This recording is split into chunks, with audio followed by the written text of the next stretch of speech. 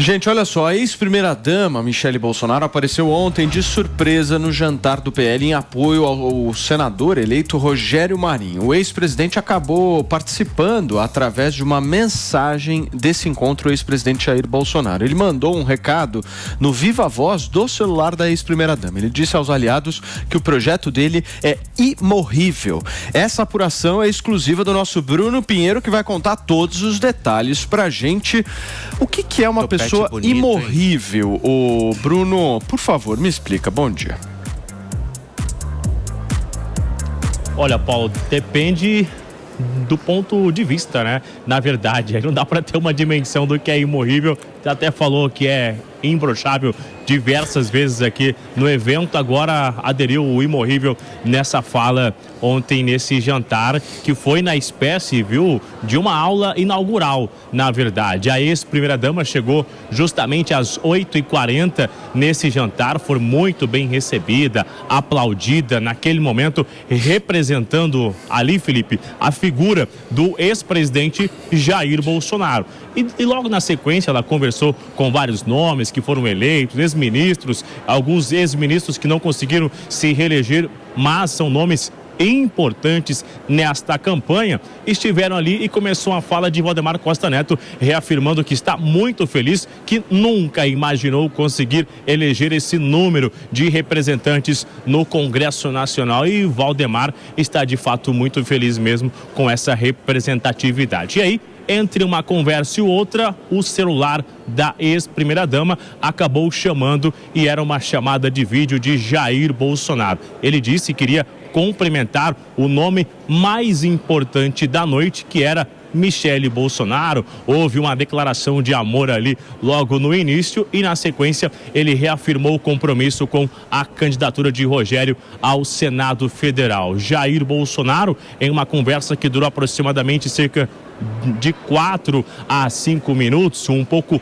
ruim até esse áudio para tentar entender, segundo a minha apuração de ontem à noite. E aí, nessa conversa, Jair Bolsonaro disse que é importante continuar uma construção lá de 2019 e que essa construção, esse planejamento de governo é imorrível e que agora essa ajuda, ele acredita muito na vitória. Ele encerrou a chamada e dizendo: estamos juntos até a vitória, que vai ser amanhã essa eleição, acreditando que Rodrigo e Rogério já alcançaram o mesmo número de votos, que agora Eduardo Girão vai ser um nome importante para tentar ver ali. Há uma expectativa de convencimento ainda, Paulo, para tentar chamar Eduardo Girão e somar a candidatura de Rogério, com 8 indecisos. E é justamente nisso que eles estão tentando o convencimento com esses indecisos. Rogério disse na sua fala que se houver excesso durante uma gestão no Senado,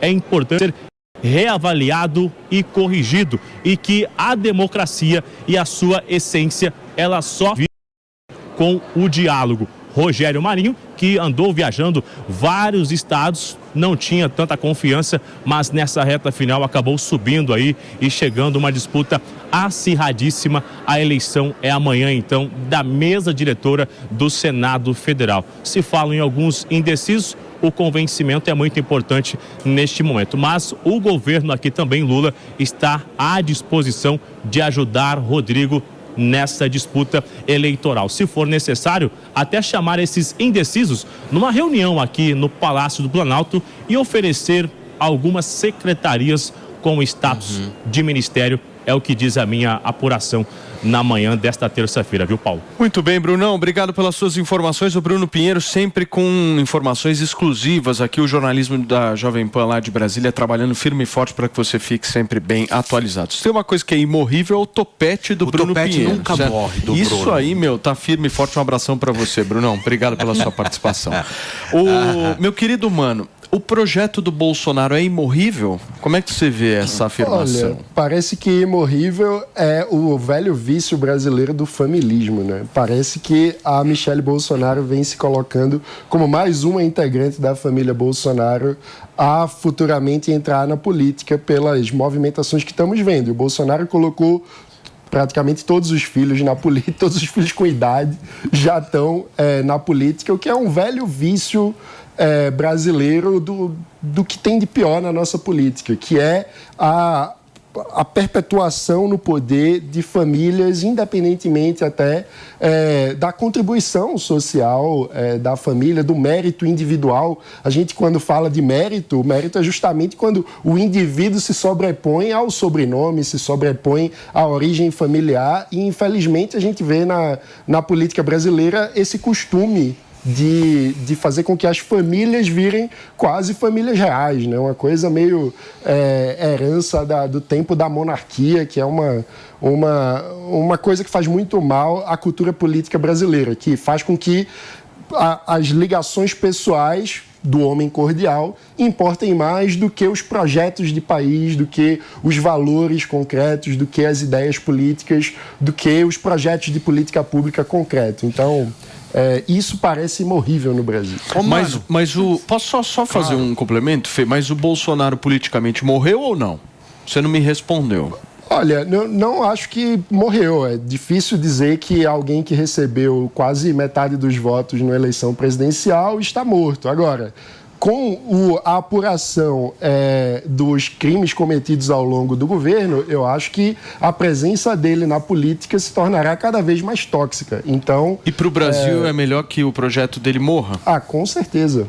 Eu diria que o bolsonarismo hoje atravanca o campo não petista de construir uma nova liderança. E o maior cabo eleitoral do Lula, o sonho molhado do Lula, é que o Bolsonaro seja imorrível, porque a forma de perpetuação do PT no poder hoje é baseada na contraposição ao petismo. Então, a gente precisa mudar essa configuração. Ô, Holliday, eu vi que você gostou bastante do que o Mano falou. Nem um pouco. Não, pelo seguinte, o Bolsonaro, ele é o maior líder popular da história da direita brasileira. Isso é verdade. Nós nunca tivemos um candidato à presidência de direita com a popularidade que ele tem. Veja, é o segundo candidato à presidência mais votado da história do país, perdendo somente para o sujeito que está agora no posto.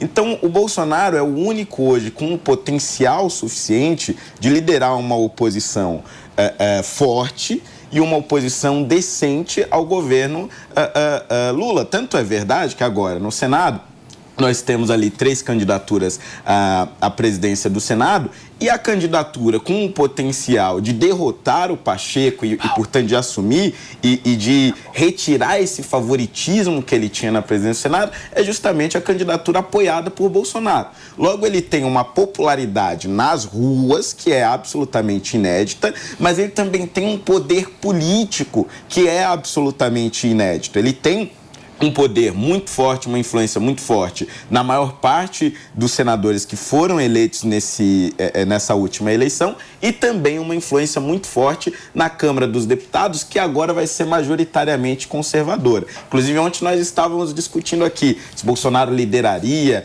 se voltaria ou não voltaria ao Brasil. Essa reunião, esse jantar ontem aí com a participação dele remota, demonstra que mesmo de longe, Bolsonaro não esqueceu do país e está articulando politicamente para a presidência do Senado e está também demonstrando aí a sua influência nos bastidores.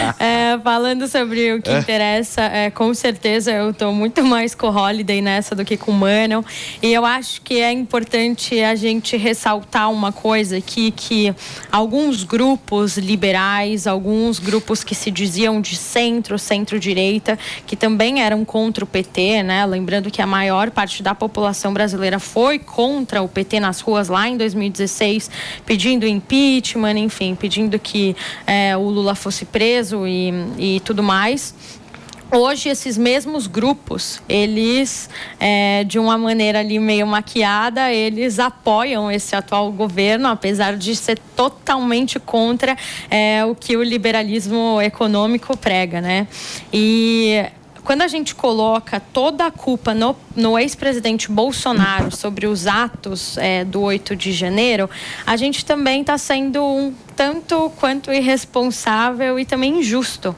Porque a gente precisa lembrar que essa raiva, essa coisa de que esse desgosto, né, com o Brasil e com a política brasileira não é só uma responsabilidade do Bolsonaro, né, e de quem estava contra ele, mas também tem grande responsabilidade dos governos petistas. Poxa, eles entregaram o país à beira da falência. A Dilma, ela deixou o Brasil com um nível altíssimo de desemprego. Então, assim, a gente precisa lembrar desses fatores, né? E do porquê que ela foi impeachmentada e do porquê que o Lula voltou e tentar entender que esses raivosos, né? Enfim, eles não estão amando do Bolsonaro exclusivamente, mas sim de um antipetismo aí que acho que vai vir muito forte nesses próximos anos. Muito bem, meu querido Alexandre Borges, você tá mais pra Mano ou pra Holiday e o Mas que hoje é aniversário dele. Hoje é seu aniversário. Você pode ficar do lado que você quiser, Ale. Você escolhe. Vamos lá. Olha, primeiro, essa história que o Bolsonaro é a maior liderança de direita da história do Brasil. Eu sou um pouquinho mais velho e hoje estou mais velho ainda. Eu votei em 89, foi a primeira eleição que eu votei lá com 19 anos. E o Fernando Collor, ele disputou com o mesmo Lula e ganhou. Né? E ele, para quem não viveu aquela época, acreditem, essa história de verde e amarelo, direita, anti-Lula, anti-PT, foi um tsunami na eleição do Fernando Collor de Mello. E ele, que, repito, disputou com o mesmo Lula e ganhou, né? E sem a máquina do governo, que é esse outro ponto importante, sem Auxílio Brasil, sem Codevasp, sem Centrão, sem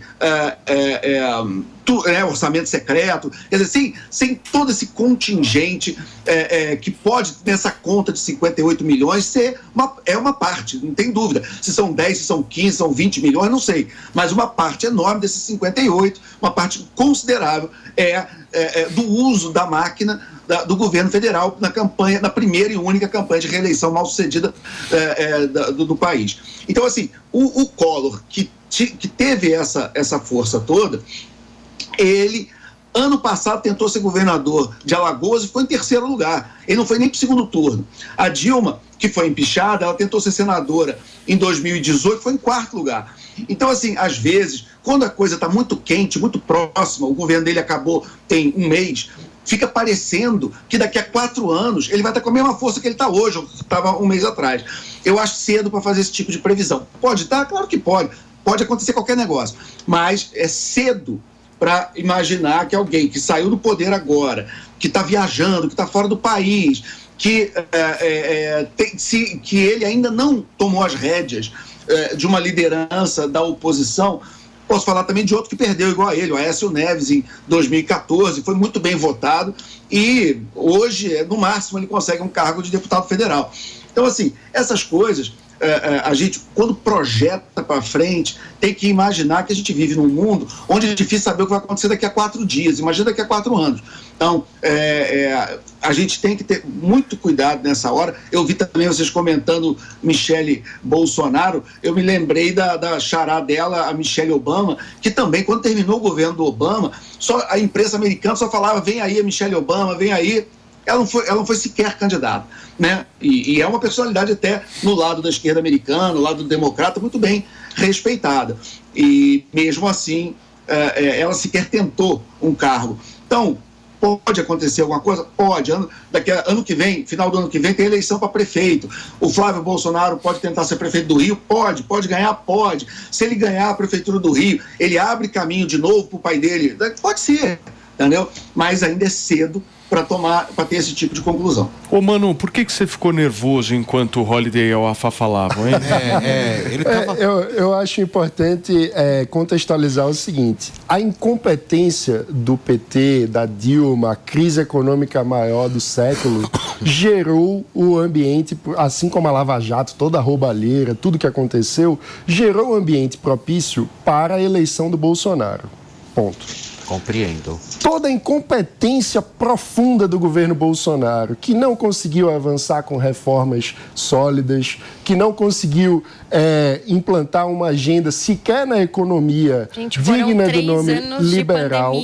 Inclusive, vale dizer, Esse mês saiu o novo ranking da Heritage Foundation, que mede o índice de liberdade econômica no mundo. A posição do Brasil caiu em relação ao mundo. E a pandemia existiu no mundo todo.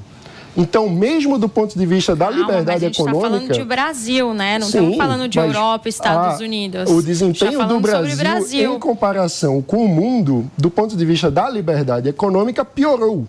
Então, mesmo no âmbito econômico, a gente está falando de um governo profundamente incompetente, mas incompetente a ponto de, pela primeira vez no âmbito econômico, o Brasil entregou resultados melhores do que outros países pela primeira vez na história, desde a implantação da reeleição, vimos o presidente incumbente com todo o uso da máquina pública, sem proporções, no sentido de, como falou Alexandre, orçamento secreto, a manipulação de todo o aparato do Estado e da máquina a favor da própria reeleição, mesmo assim, se tornou o primeiro presidente da República a perder a sua reeleição. O que mostra que, no fim das contas, a incompetência de Bolsonaro trouxe de volta ao governo Lula. Aquele que, vale começar, em 2019, quando Bolsonaro assume, o Lula era um presidiário, era uma pessoa que estava presa. A incompetência foi tão profunda que 4 anos depois a faixa voltou ao peito de Lula.